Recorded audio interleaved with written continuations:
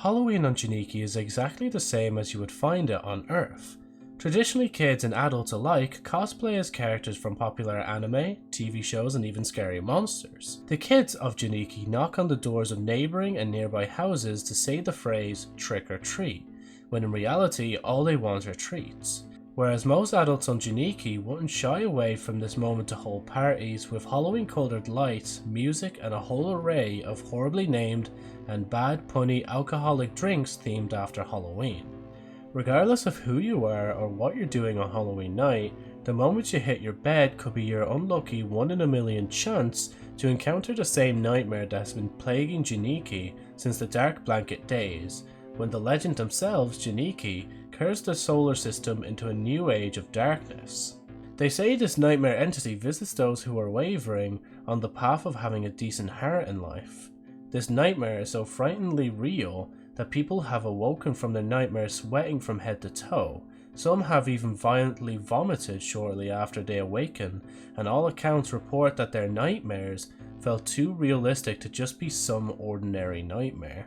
Once they've managed to regain control of their shaken bodies, the people who have been afflicted with the nightmare never go back to who they once were, in the fear that the nightmare entity will visit them again next year to truly finish them off for good.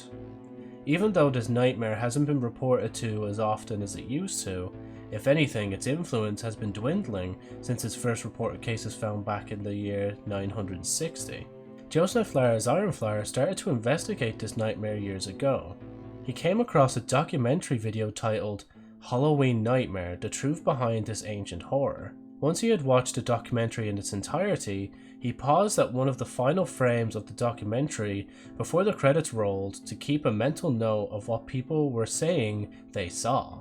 Even though everyone claimed to have seen a dark reflection of themselves, there were a few odd accounts from people who claimed, before their death afterwards, that the nightmare entity floated above the ground with no legs, but still had a torso height that would tower over any person on Janiki, regardless of their height. The nightmare entity supposedly also has a rag for a top that tries to hide its green vine-like body along with its green vine-like arms and pointy sharp vine-like claws. The last descriptive piece of this nightmare entity also describes its head being fueled with a burning flame that shines brightly out of its jack-o'-lantern-like head.